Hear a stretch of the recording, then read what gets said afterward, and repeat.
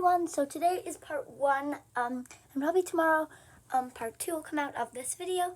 So today's video is everything you need to know before you get a hamster. So let's get on to the video. So number 1 is where to get a hamster. So I wouldn't recommend going to places that have pet stores that have their stores all over the globe, because most of the pets that come from there come from pet mills, which is not good. So I don't try to avoid places like that. Instead, you can get them on buy and sell websites, as well as you can get them from breeders. So that is the first thing. So I put these two together because they're pretty close. So the second one is cages and bedding. With cages, the bare minimum for a hamster cage is 450 square inches of floor space. So I recommend larger than that. My cage is around 512. I think it's 512 square inches of floor space. And you will need to have enough space to upgrade in case your hamster does eventually get bored. But there's less chance of your hamster getting bored in a larger cage. So make sure it is above 450 square inches of floor space, and that is the first thing you need to do. So with bedding, there are a few types of bedding that are not safe. Scented bedding isn't safe, as well as pine and cedar bedding. Aspen, you can use aspen wood shavings, but pine and cedar is not safe, as well as scented bedding, but you can use colored or just plain bedding. I recommend paper-based, but if you want to use aspen, you can. So the next one is food. So of course your hamster needs to eat something, so you will need to have a diet that has a bit of variety in it.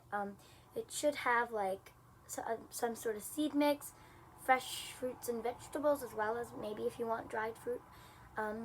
And it also should have some sort of pellet mix as well. And there, I guess you can add different things too. My seed mix, I'm just going to actually grab it.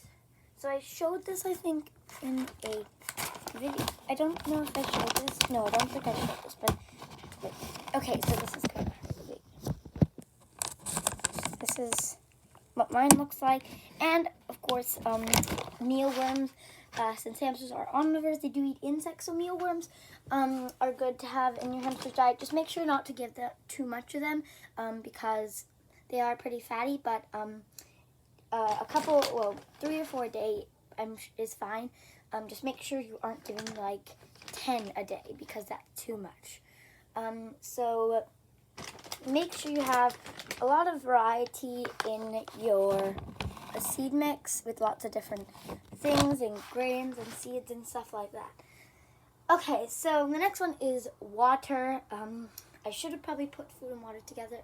I don't know why I didn't, but you can choose between a water bottle and a water bowl. Personally, I recommend a water bottle. Water bowls, I guess you can try a water bowl, but you need to find the right type, because some of them you can't just use a food dish, because that might be too high, and it'll be hard for your hamster to drink. So you have to be able to find the right type of bowl. And you don't even have to use something that's meant for a hamster water bowl, but I personally recommend water bottles, and make sure that you change your hamster's water every couple days.